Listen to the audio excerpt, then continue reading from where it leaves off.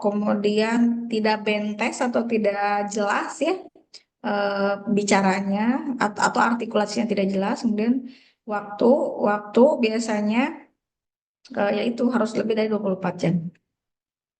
Ini yang disebut dengan defisit neurologis vokal ya, yaitu hemiparesis, hemihepestesi ya, bahas sebelah badan, lembang utara ke sebelah badan di saat ria itu tidak bisa, di saat ria itu cadel ya, mm, pelok, mulutnya mencong, apa sih ya, tidak bisa mengerti pembicaraan atau tidak bisa bicara. Kalau dia di sistem karotis ya, kalau di sistem pernapasan yang didapatkan apa gejalanya itu pandangan mata buram atau double, tidak bisa menelan, tidak bisa apa, telinganya berdenging atau tinnitus dan vertigo atau pusing berputar. Tapi kalau ada defisit neurologis global yang maksud apa? Contohnya adalah ada kejang, pengurangan sadaran, ada muntah, ada nyeri kepala.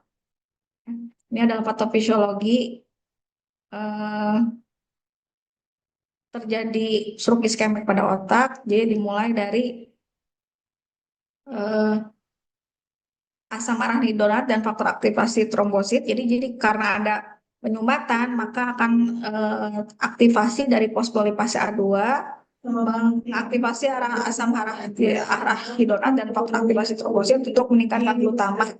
Dengan meningkatnya glutamat, maka kalsium akan masuk ke intrasel sehingga kalsium akan banyak di dalam intrasel. Dengan aktivasinya faktor aktivasi trombosit, maka akan mengaktifasi NMDA evok meningkat, menyebabkan banyak reuptake glutamat ke sel-sel saraf atau sel astrosit di kepala. Reuptake-nya akan menurun sehingga glutamat ekstrasel akan meningkat. Dan apa yang terjadi nanti akan terkumpul radikal bebas dan produk sedasi lipid yang menyebabkan kematian dari sel saraf ya.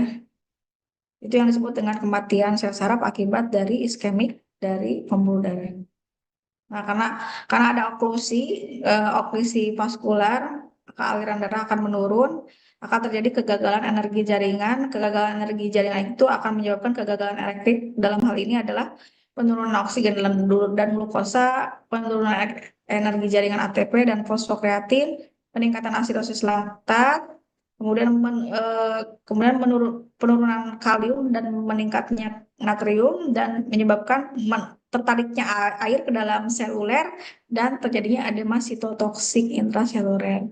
Kemudian kalsium akan masuk ke dalam sel, eh, terjadi peningkatan pelepasan glutamat dan neurotransmitter lainnya, serta kalsium akan lebih banyak masuk ke dalam sel. Semua ini akan menyebabkan terjadinya toksisitas kalsium intraseluler. Jadi banyaknya kalsium yang masuk ke dalam sel akan menyebabkan toksisitas bagi sel itu tersendiri.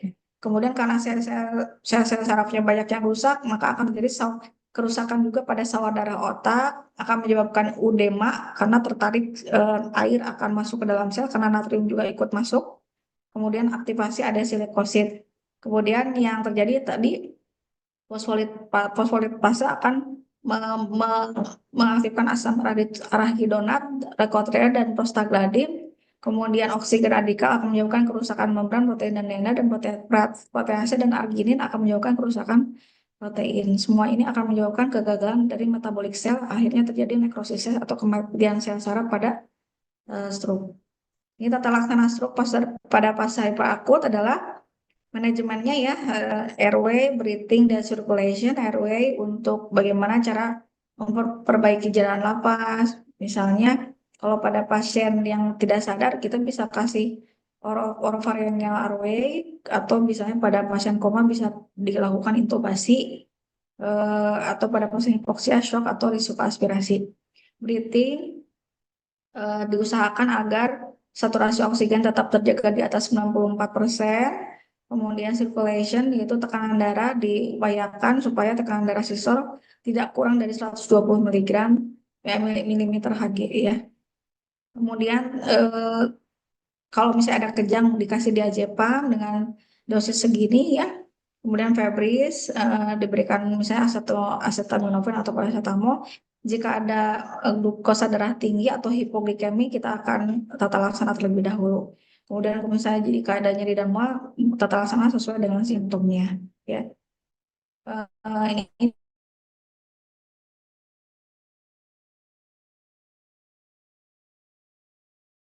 catatannya ketika masuk ruang rawat, kita tidak menambah berat edema otak yang diakibatkan karena meningkatnya influx dari natrium dan meningkatnya influx dari kalsium kan menyebabkan edema sitotoksik. Maka kita harus berikan cairannya cairan isotonis supaya tidak memperberat edema otaknya ya.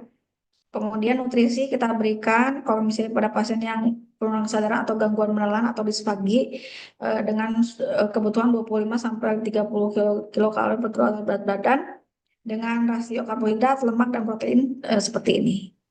Kemudian untuk kita juga harus ini kan ini ya sekarang kita masuk ke tata laksana perdarahan intracerebral. Jika ada perdarahan intracerebral maka kita harus cek faktor koagulasi. Kalau ada gangguan koagulasi maka kita akan berikan faktor koagulasi yang terkait dengan gangguan koagulasinya.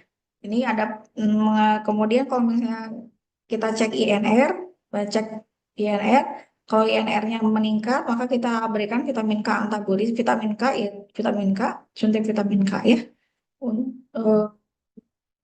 Kemudian pada pendarahan cerebral juga kita usahakan supaya tekanan darah tetap stabil dan tekanan darah harus diturunkan di bawah 160 mm Hg. Supaya apa? Supaya cerebral pressure cerebral perfusion pressure itu tetap terjaga ya. Kalau misalnya pada pendarahan intracerebral perdarahannya besar kemudian mendesak otak sehingga menyebabkan penurunan kesadaran maka akan terjadi peningkatan tekanan intrakranial. Nah, bagaimana cara menurunkan tekanan intrakranial itu dengan memberikan manitol ya. Manitol. Kemudian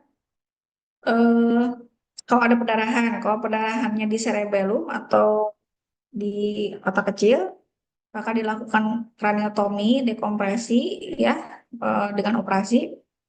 Kalau perdarahannya ada di parenkim otak misalnya, itu bisa dilakukan pembedahan kalau pertama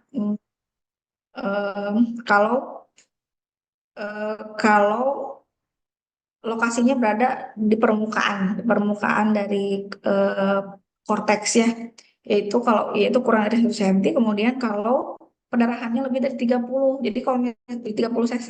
Jadi kalau perdarahannya kurang dari 30 cc, lokasinya di bagian dalam otak itu tidak direkomendasikan untuk operasi, jadi direkomendasikannya hanya untuk konservatif saja ya. Kemudian, nah ini talamus itu kan letaknya di dalam subkortikal otak ya, dan terlalu dalam untuk bisa diambil sehingga kemungkinan